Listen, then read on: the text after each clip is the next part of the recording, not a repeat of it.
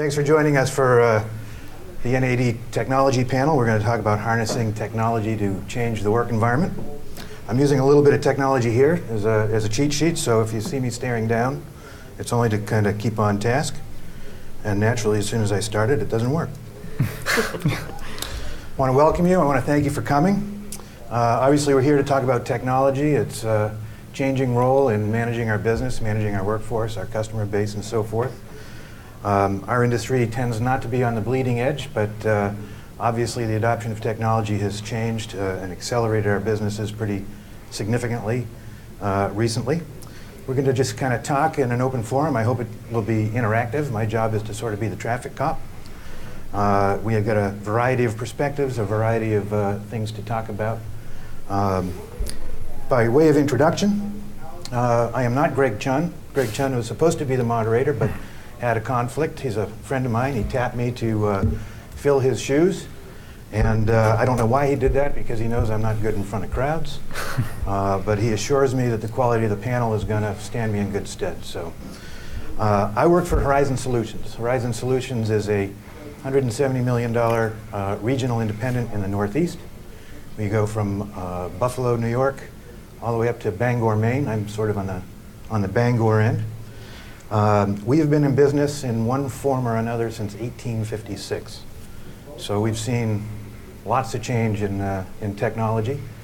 One of our branches, this is absolutely a true story, had the typical story about the buggy whip manufacturer. We sold to the buggy whip manufacturer and ended up holding the bag a little bit when they went under in Holyoke, Massachusetts.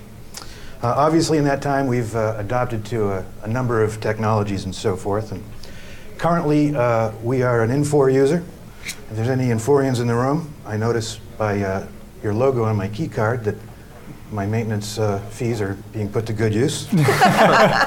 Thank you for that sponsorship. Also a Cisco and a Microsoft platform.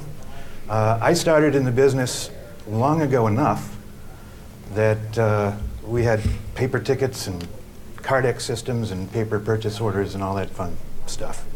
I actually started in the warehouse and through a variety of roles for the last 15 years or so prior to my current role, ran the IT department, so I have a little bit of context and hopefully can keep these guys on task. Currently, I manage our sales effort for commercial, institutional, construction, and energy services. So let me introduce the panelists, or more accurately, I'm going to ask them to introduce themselves. These fine folks are members of the Strategic Technology Task Force for NAED.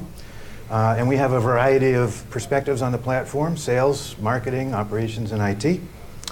I'll start at the far end with Christina. Christina, when I first was introduced to her on the phone, was Christina Phelan. But let's congratulate her for being Christina Ramos now. She just got back from her honeymoon. Thank you. Thank you. My name is Christina Ramos now. I work at Bucklesmith Electric. We're a regional independent out of Northern California. I work primarily at our CDC, basically dealing a lot with application support and data integrity. And again, we're an Infor customer, so good to see. The biggest project I think we're currently working on technology-wise is obviously one that I think a lot of people are working on, and that's their e-commerce platform.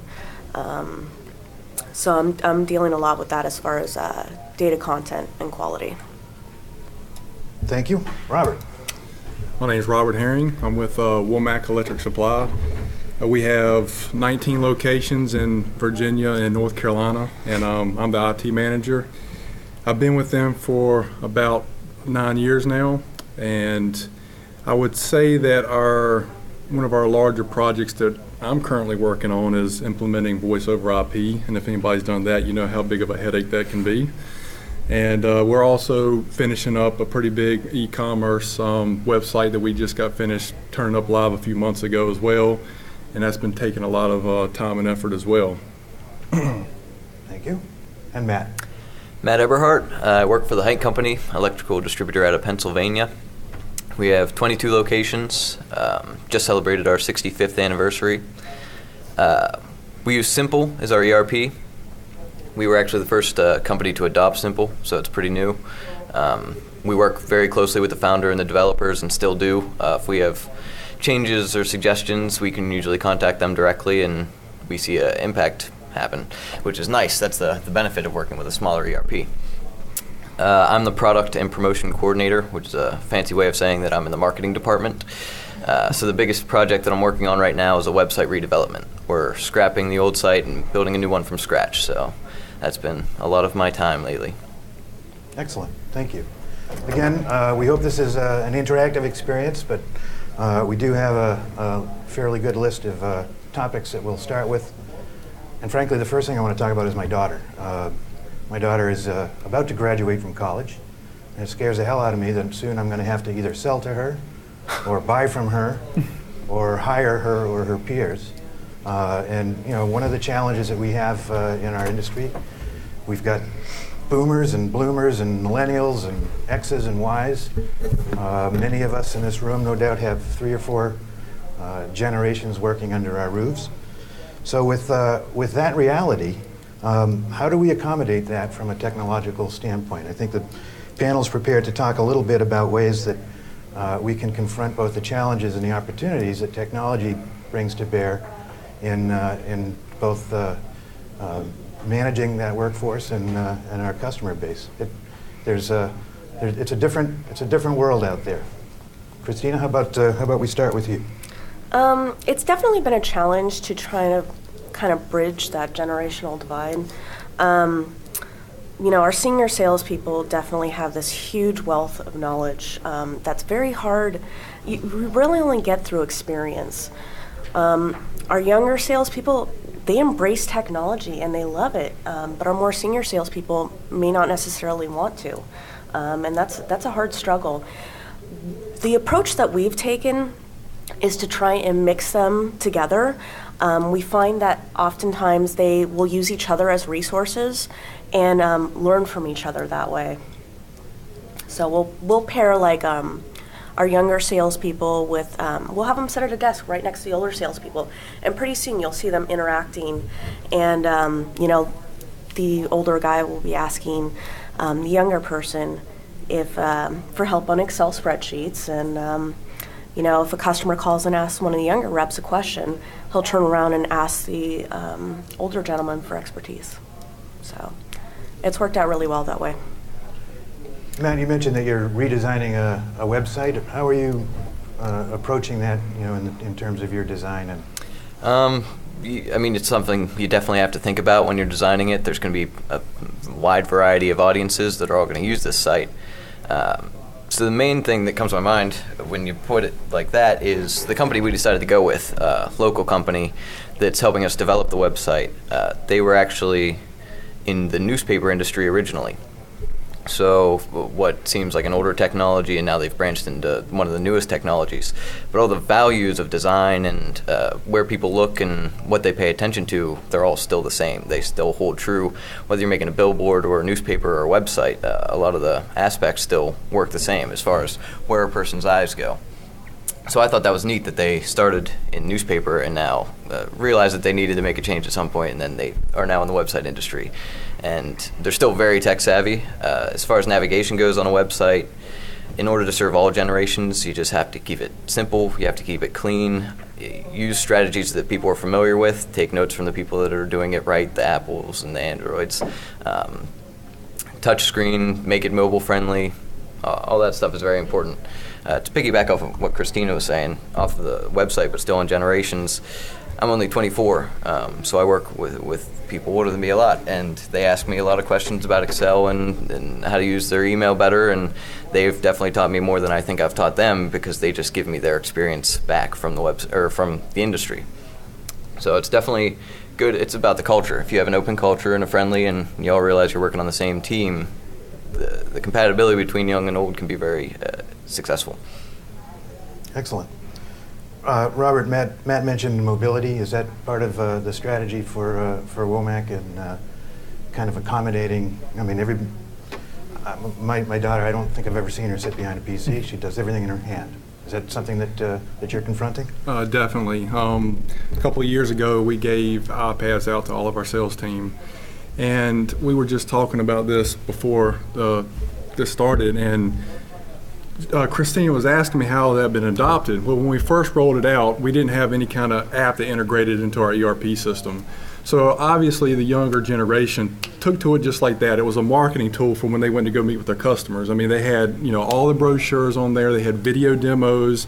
I mean, I've seen them going in there with Southwire, Simpool technology, showing them the videos with the customers and everything. And they just grasped it. Now, the older generation, it was just a bigger phone. They were doing email. And one of the challenges that, I saw that we needed to do was we needed to give that older generation a real life scenario of how to use it, but we also needed to get in their hands a valuable tool other than just a marketing device. So we ended up getting an app that integrated directly into our ERP system. So now when they go in to meet with a customer, they have at their fingertips direct access into our ERP system, can do quotes for the customer, can actually place the orders immediately right there from the iPad as well. Now, typically, they could have done that in the past. They had a laptop, they had an air card, they had to boot their laptop up, plug in the air card, connect it, sign on to the VPN, sign on to the ERP system. It took them 5 or 6 minutes just to do that, and half the time they wouldn't. They would just pick up the phone and try to call somebody and get a quote from their inside sales guy. All their iPads now have built-in air cards, so they can access instantaneously as long as they got a fairly good signal. And they can give those quotes to the customer. They can check on the status of an order right there for them.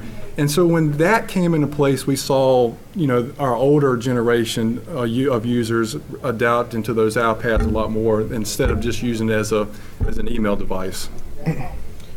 So the functionality actually kind of overcomes the resistance to change in many respects? That's what I see, yes. I mean, and you also have to really give them, people.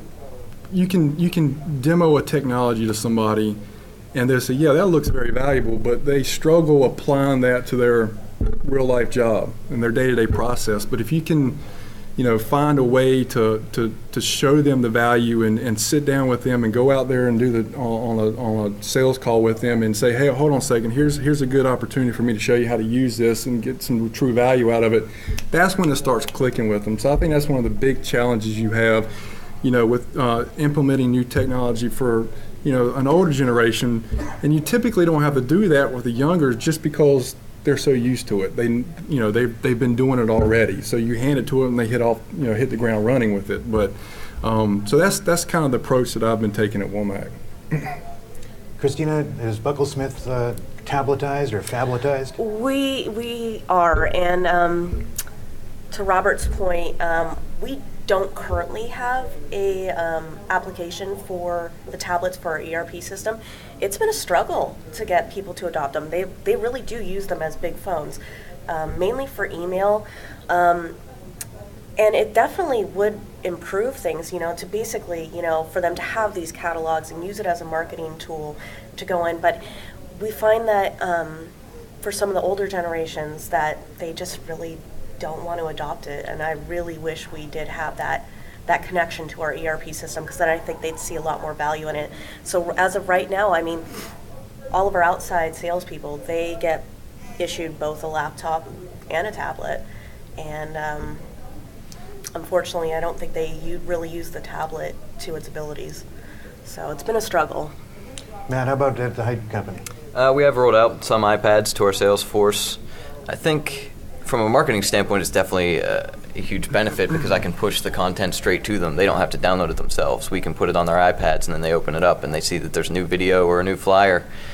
But the sales team's busy, and I think to help them adopt it, somebody has to be the champion of it, and they have to go find the apps that'll help them. They have to make sure that the ERP is working properly on there, and then that champion has to go show them the benefits. They don't have the time to tinker themselves and figure it out. So you really have to have somebody spearheading it. Sure. Is your company using ERP on the iPad? We do. You can do order entry through the iPad, and we've used it in the warehouse too. We have little scanner guns, and you can connect them Bluetooth to the iPads, and then when you scan, you can do inventory adjustments or cycle counts all on the iPad or on an iPhone.